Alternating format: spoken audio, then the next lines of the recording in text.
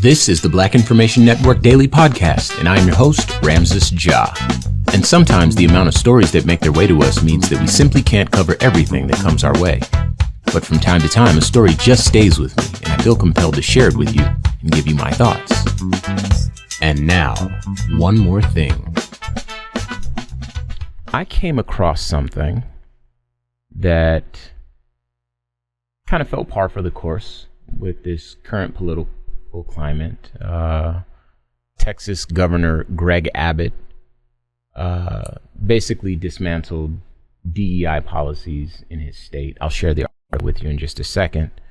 But then I came across a tidbit of information that I didn't know that I thought you would like to know. I ran it by Q, and Q said that he knew, but not everyone knew. And so we are going to talk about it today. So if you don't know what I'm talking about yet, just stay tuned because we're about to drop a bomb on you, baby. All right, this is from NBC in Austin, Texas, KXAN to be specific. Texas Governor Greg Abbott issued an executive order on Friday that directed all Texas state agencies to eliminate any forms of DEI policies. Quote, DEI agendas divide us rather than unite us and have no place in the state of Texas, Abbott said. Previously, in 2023, Abbott signed a bill banning DEI practices at Texas's public institutions of higher education. I remember that because we had to cover that. Quote, we must always reject race-based favoritism or discrimination and allow people to advance based on talent and merit, Abbott said about the executive order. Now, I feel like I'm going to come back and reread this just to make some points. I'm going to let you drop this bomb because you're feeling atomic to me today. I see you on the live, man. You're going crazy. But before I let you loose, allow me to read a couple of things here. Please. Just so we're all on the same page. I went to Google and I asked Google's AI to explain DEI to me.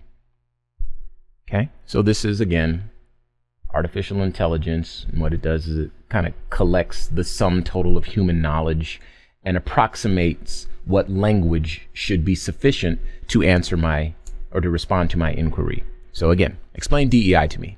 And the response says, DEI stands for diversity, equity, and inclusion, which refers to a set of practices and policies aimed at ensuring that people from different backgrounds, identities, and experiences are represented, treated fairly, and and valued within an organization or a community, essentially promoting a culture where everyone can thrive regardless of their differences. Okay, I feel like I might have to come back to that one too. But I think that that's sufficient. That's, of course, consistent with our understanding of what diversity, equity, and inclusion means, right, Q? Correct. Okay, all right. So let me let this one go because I want to share something that I believe is one such precursor to the whole diversity, equity, and inclusion movement. Now, of course, the origin story takes place during the Civil Rights Movement and the Civil Rights Act. But I want to add something here in case you didn't know. The Americans with Disabilities Act, or the ADA of 1990, is a civil rights law that prohibits discrimination against people with disabilities. It protects people with disabilities in many areas, including employment, transportation, public accommodations, communications, and state and local government programs and services. The ADA's goals include ensuring equality of opportunity, promoting full participation, that's important, and enabling independent living. All right, all this stuff sounds all well and good so far, right? Okay, Q, tell me something that I found out late when I found out about this Texas Governor Abbott here. Texas Governor Greg Abbott is disabled. Is he? Yes, he is a person that requires the use of a wheelchair. Oh. And as is typically the case with the new MAGA Republicans, not only will they go against the best interest of their constituents, But as long as it's racist, they'll go against their own best interest to uphold it. Okay. Now, do me another favor, Q. When we talked about diversity, equity, and inclusion, was there anything specific that I said that had to do with Black people exclusively benefiting from diversity, equity, and inclusion initiatives? Well, of course not. Okay. So let me get this next one off. Was there anything about how Google's AI explained to us what diversity, equity, and inclusion meant that excluded people who were differently abled, born with or otherwise incurred some form of disability at some point in their life? Were they excluded from diversity and equity and inclusion initiatives? Well, of course not. Okay. So it stands to reason, and indeed, when you look up the definition of all of these things, that the civil rights movement that got us to the Civil Rights Act, the Americans with Disabilities Act of 1990, I think the Civil Rights Act was in 1965, if I'm not mistaken, the ADA in 1990, and more recently, the DEI initiatives that have been adopted, let's say since 2020, since these companies were supposedly starting to listen to the concerns of marginalized peoples and began to address systemic oppression and to offset some of the historic injustices that they themselves and indeed this country has imposed upon Black people in particular, but really all marginalized peoples, including white women. So for all of these things, they were all pointed toward creating a more inclusive society so that everyone could participate equally, fairly, equitably. Is that reasonable to explain it that way? There's a reason they only say DEI when they're talking about Black and people. Don't say diversity, equity, and inclusion. Okay, talk to me. Because they would sound ridiculous. They would sound crazy, right? Well, getting rid of diversity, equity, and inclusion because it's exclusive would sound silly. So you rebrand DEI as reverse racism, and then you have an easier time getting rid of it. Oh my God. And you know, the great philosophers, the Wu-Tang Clan. Talk to me. That's what I like. Once bombed atomically. Okay. I don't have bomb energy today. That's all right. Because it's kind of spent. I said before, I've been kind of living in a constant state of angst, disappointment, rage, fear, anger, like all mixed together. So I don't really emote much anymore. Yeah. Really too high or too, low above where I am now because I'm exhausted emotionally, mentally and emotionally worn out from every day waking up to something that makes life less safe for my children, more dangerous for those that I care about, less safe and more dangerous for people who I've never met, less safe, more dangerous, more uncomfortable, more volatile for people who I have nothing in common with, but that who deserve to have peace and happiness and want the best for their kids and themselves. Like it's a new world that we live in, and it's an emotionally exhaustive one, man. I see stories like this, and if they weren't so disgusting, evil, and scary, they'd be funny, right? The person who has a disability and who requires DEI and civil rights and equal protection type programs to even be able to access the buildings that he uses for work. There's a reason there's a ramp outside of your building, sir. It's not for most people. It's for you specifically. Yeah. So you have equitable access. So there's when you break the conversations down, they're very, very simple, and then you get to see through their veil immediately. These people are racist, flatly. Almost every discussion we're having about everything that's going on right now, if you keep asking why and to what end, you'll eventually land at, oh, this person is just racist. I thought this was something groundbreaking and intelligent and woke. Yeah. Let me. It's it all traces back to racism, man. It's pretty disgusting. You're not wrong. Let me add something right here. For people that cannot envision what's happening here, let them tell it. Let them tell their stories in a vacuum. Greg Abbott does not sound like a racist person. He's still an elected official. He still has to get votes, and he still needs to at least appear like a decent enough human being to get enough votes to stay in power to continue to shape the future the way that he feels is most appropriate. So for people that cannot see behind the veil, that are easily moved by pretty enough language, allow me to paint this picture a little bit more fully for you. This man is a hypocrite. Flatly. And a coward.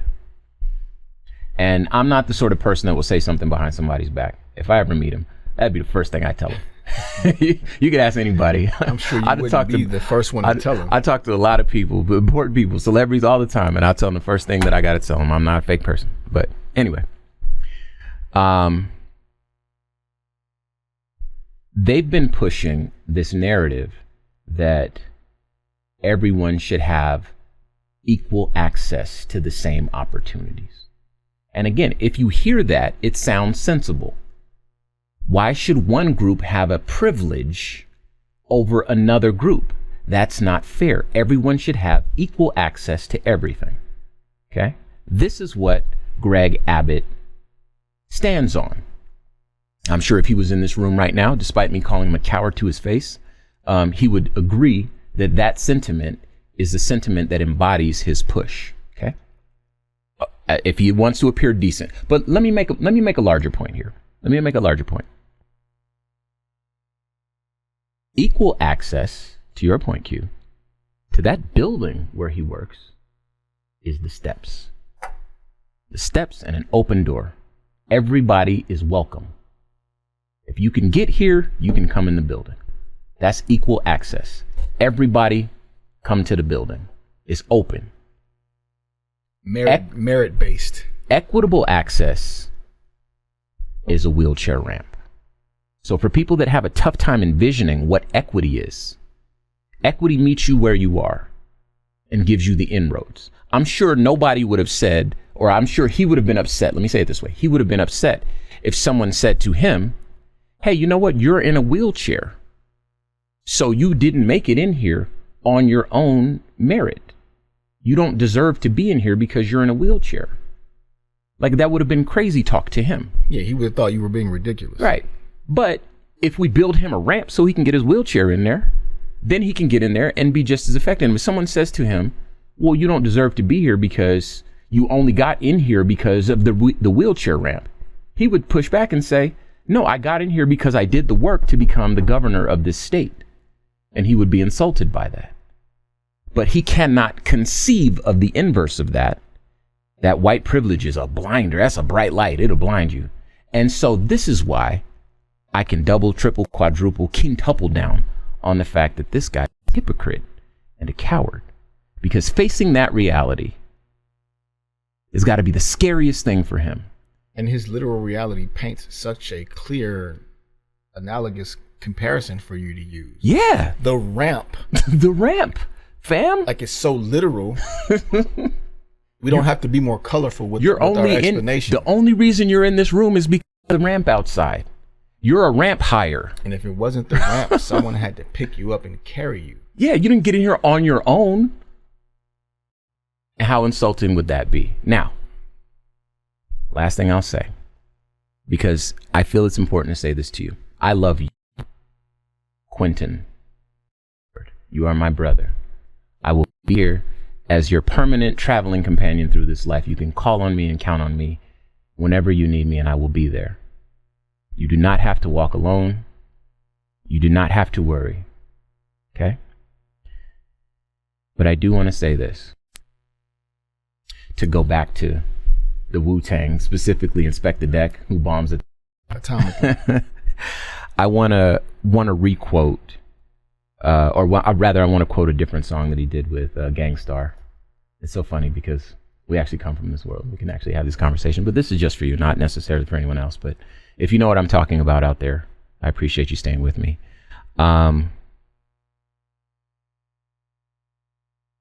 There's a bar that just kind of keeps me inspired, and hopefully you find some comfort in these words. You know, you're a man. You know that we're not put here to stay. The most that we can do is live the moments that we have well.